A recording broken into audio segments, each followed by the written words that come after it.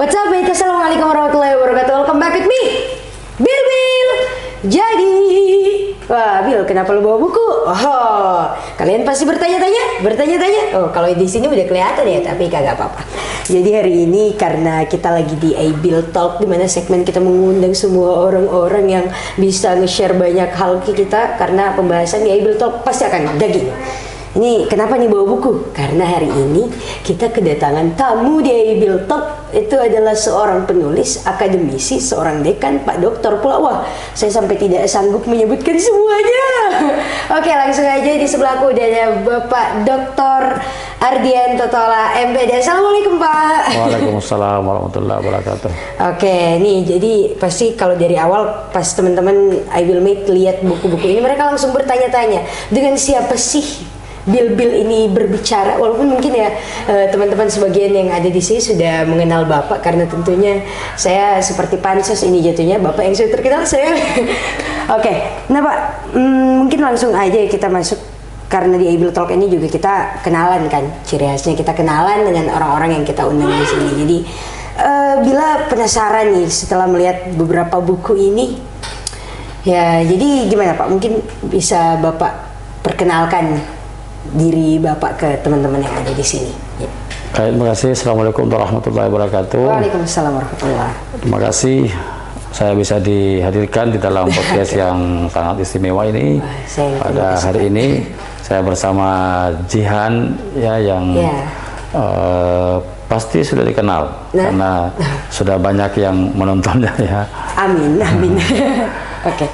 Baik, saya sebagai dosen ya. Yang sudah berkiprah kurang lebih hampir 20 tahun di perguruan tinggi. Nah, sebagai dosen tentu dekat dengan dunia kepenulisan. Nah, salah satunya adalah menulis buku. Nah, itulah salah satu saya kira yang sudah dipegang. Ini bukan salah satu, salah banyak ini. Iya, itu salah satu ya. Banyak salah satu. Okay. Karya-karya ilmiah buku yang saya tulis ya.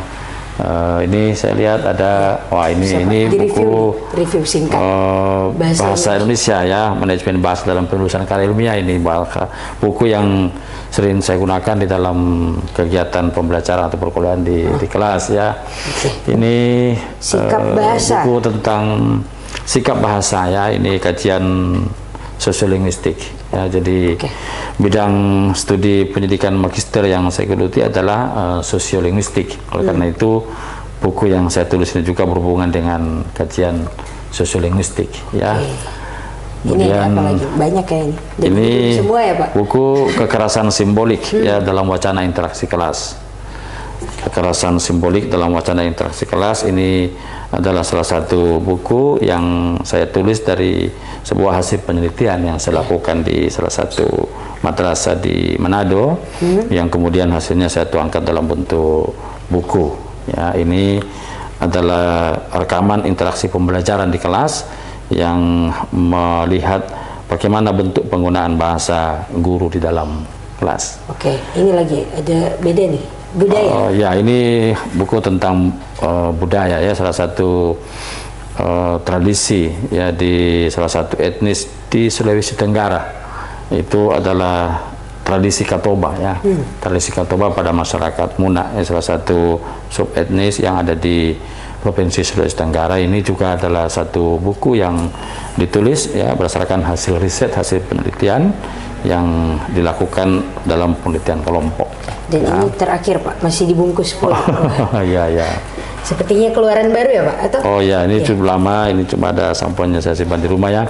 Nah, ini buku yang sengaja ditulis untuk dikhususkan bagi para mahasiswa dan para peneliti yang akan melakukan penelitian dengan menggunakan aplikasi statistik ya, terutama untuk penelitian kuantitatif dengan menggunakan perangkat-perangkat teknologi ya, seperti aplikasi SPSS. Jadi judulnya aplikasi statistik dalam penelitian ya. Ini sangat berguna bagi kalangan mahasiswa. Oke, Saya jadi belum mahasiswa. saya kira itu adalah salah satu contoh atau sampel buku yang saya tulis ya. Beberapa buku lainnya kebetulan tidak terdokumentasi di sini ada di kantor. Kemudian selain buku-buku karya terjemahan bersama ya yang dibaca dalam bahasa Inggris kemudian diterjemahkan dalam bahasa Indonesia agar mudah digunakan sebagai referensi atau sebagai rujukan di dalam penulisan berbagai macam ilmu pengetahuan ya, terutama di bidang kebahasaan. Nah, menarik karena kalau tadi kita lihat di buku-buku ini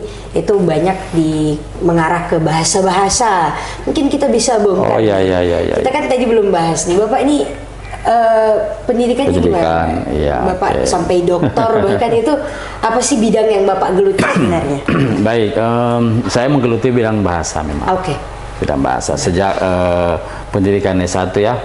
Nah, saya belajar pendidikan bahasa Jerman. Wah. Jadi saya memperoleh gelar sarjana pendidikan bahasa Jerman untuk tingkat sarjana ya, tingkat sarjana. Saya kebetulan menulis skripsi tentang sastra, terutama sastra puisi. Wah. Ya, puisi dan puisi yang saya tulis itu, yang saya teliti adalah puisi karya-karya Friedrich Nietzsche, salah seorang ateis ya yang berkebangsaan Jerman. Buku yang saya teliti itu atau karya skripsi yang saya tulis itu berangkat dari puisi-puisi yang ditulis oleh Friedrich Nietzsche untuk melihat eksistensialisme Nietzsche di dalam karya-karya puisinya. Apakah beliau konsisten di dalam gagasan atau ide-ide eksistensialisme itu di dalam karya-karya puisinya. Kalau di dalam karya-karya buku beliau, nah kita sudah jelas melihat ya bahwa beliau itu adalah salah seorang ateis ya, yang banyak menulis buku. Salah satu contohnya buku yang ditulis misalnya Übermensch ya. Kemudian beliau juga menulis buku tentang The Wille zur Macht, kehendak untuk berkuasa atau The Will to Power ya. Itu adalah karya dari ini. Tapi yang saya tulis dalam skripsi saya itu adalah karya-karya puisinya ya. Kemudian saya menggeluti bidang S2 ya untuk pendidikan magister juga di bidang bahasa. Bahasa Jerman. Saya karena mempunyai jiwa nasionalisme yang tinggi, saya belajar bahasa Indonesia. Beralih ya dari bahasa Jerman. Jadi di bidang magister kebetulan saya menekuni bidang sosiolinguistik. Ya, bidang sosiolinguistik salah satu karya itu adalah berhubungan dengan bidang sosiolinguistik ya. Kemudian melanjutkan pendidikan doktoral untuk strata 3 di bidang pragmatik, terutama pragmatik klinis. Nah, jadi saya melakukan penelitian atau menekuni bidang ilmu pengetahuan di bidang kebahasaan, terutama yang berhubungan dengan aspek patologi bahasa.